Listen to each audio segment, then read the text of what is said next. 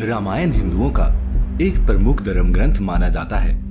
वैसे तो रामायण में कई पात्र हैं, लेकिन लोग मुख्यतः प्रभु श्री राम से इसे जोड़कर देखते हैं। लेकिन दर्शकों, ये भी सच है कि अगर रावण न होता तो शायद रामायण की रचना ही ना होती।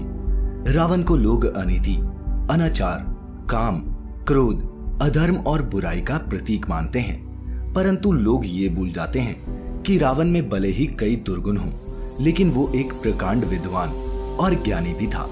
लेकिन गलत समय में जन्म लेने के कारण रावण ज्ञानी होते हुए भी राक्षस प्रवृत्ति का हो गया।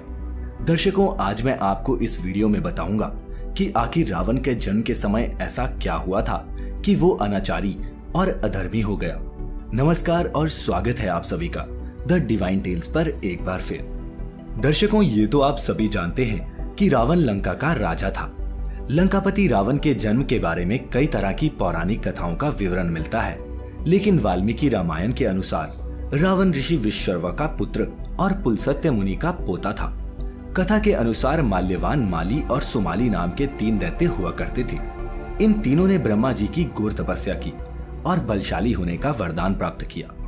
वरदान प्राप्ति के बाद ये तीनों भाई तीनों लोकों में देवताओं, ऋषि मुनियों पर अत्याचार करने लगे। ये देख सभी देवता भगवान शंकर के पास गए और प्राण बचाने को कहा।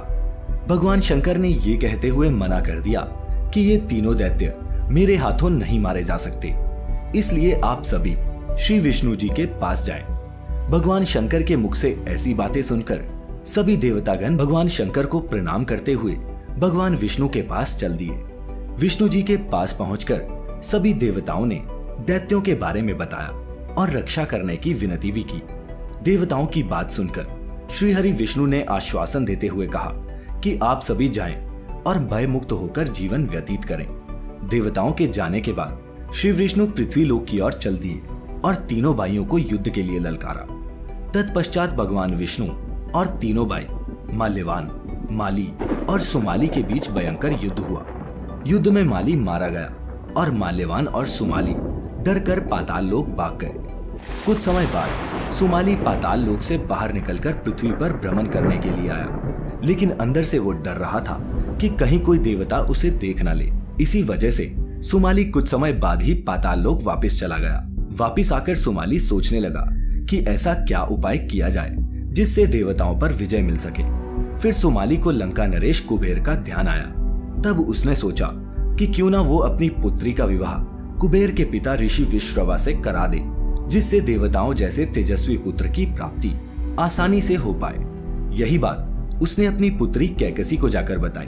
कैकसी दैत्य पुत्री होते हुए भी एक धर्मपरायण स्त्री थी, इसलिए कैकसी ने अपने पिता की इच्छा को पूरा करना अपना धर्म समझा और विवाह के लिए स्वीकृति दे दी। पिता की आज्ञा पाते ही कैकसी ऋषि विश्रवा से मिलने वहां से निकल पड़ी, लेकिन पाताल लोक से पृथ्वी में आने में उसे वक्त लग गया। जब वो ऋषि विश्रवा के पास पहुंची तब तक शाम हो चुकी थी।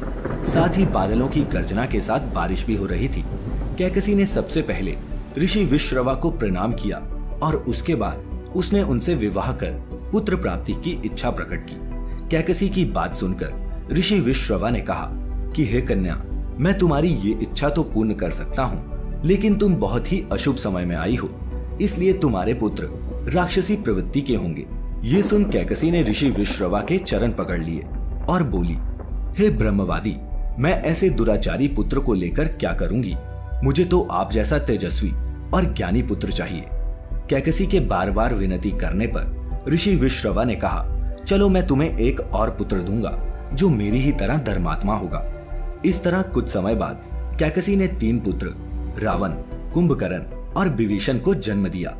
श्रोताओं, अब तो आप समझ ही गए होंगे कि ज्ञानी होते हुए भी रावण दुराचारी और अधर्मी गलत ग्रह नक्षत्रों में पैदा होने की वजह से हुआ। तो दर्शकों, कैसी लगी आपको हमारी आज की ये वीडियो? नीचे कमेंट बॉक्स में हमें जरूर बताएं। साथ ही सब्सक्राइब करें The Divine Tales YouTube channel और लाइक करें हमारा फेसबुक पेज भी। वीडियो अच्छी लगी हो तो ज्यादा से ज्यादा दोस्तों के साथ शेयर भी करें। अब हमें इजाजत दीजिए। आपका बहुत बहुत शुक्रिया।